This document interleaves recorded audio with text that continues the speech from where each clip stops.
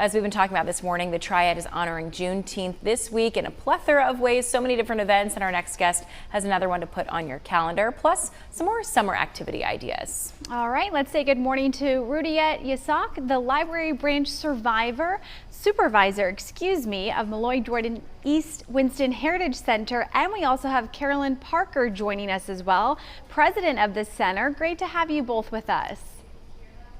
Thank you for having us. Good morning. Good morning. So if you could, either of you, please explain the purpose of the Heritage Center that you are with.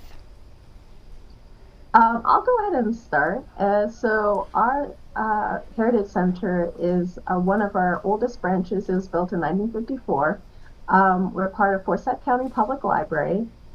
We have been able to house the Atkins High School senior class pictures from 1932 through 1971 at our branch. So a lot of people come here for the historical significance it provides the community. We have great programs for children, teens, and adults. And we're always welcome to have people listen to our oral history project that we did back in the early 2000s of African American prominent members of the community, including our namesake, Dr. Molloy Sr.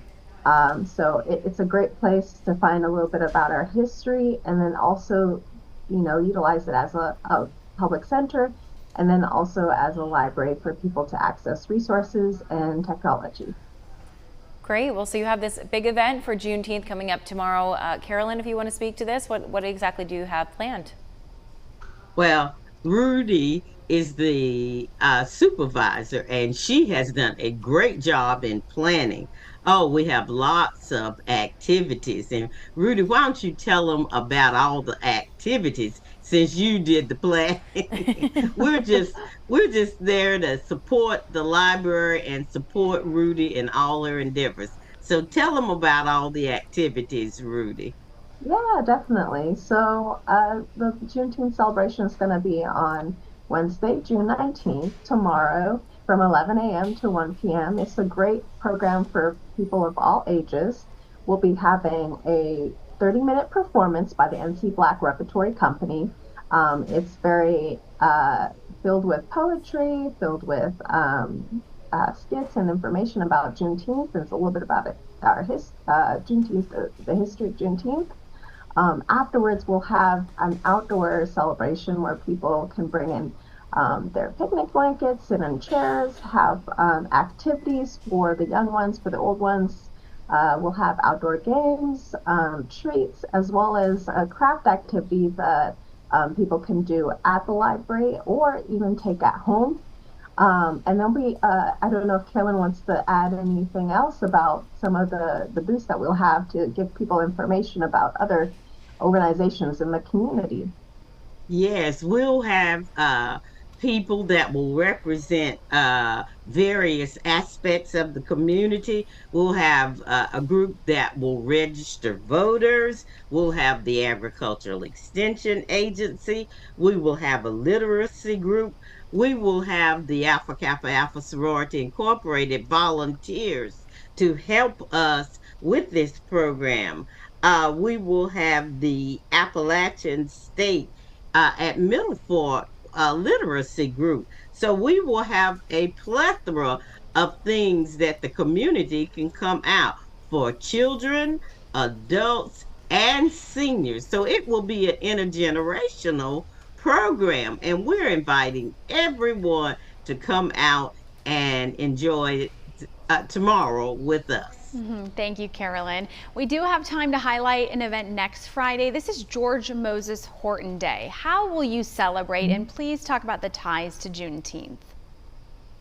Right, yeah. So George Moses Horton, we had initially housed the library at a community center back in the early 1930s. So it was named after George Moses Horton, which maybe some people are not familiar with him, but he was the first published African-American poet in the South. And so we want to honor him, celebrate him on his birthday, which is Friday, June 28th at the branch at 11 a.m. where we'll have Linda Dark, who is a community historian. She'll be doing a presentation along with a couple teens from the community.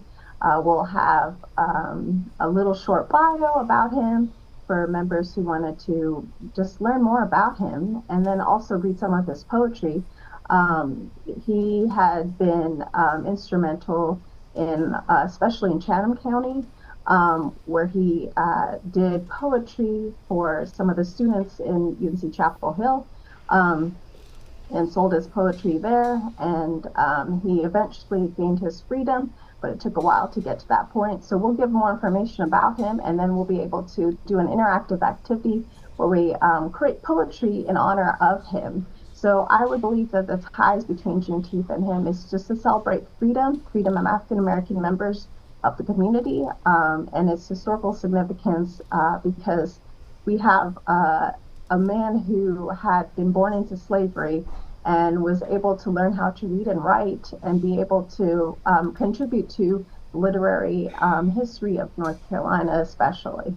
Rudiette, Carolyn, thank you so much for your time this morning going over all of that information. Just to plug tomorrow's event one more time, that's from 11 a.m. to 1 p.m. at the Malloy Jordan East Winston Heritage Center. It's on East 7th Street in Winston-Salem, and you can find their full event calendar to learn more about next Friday's event and others. That's at forsyth.cc/library Malloy Jordan.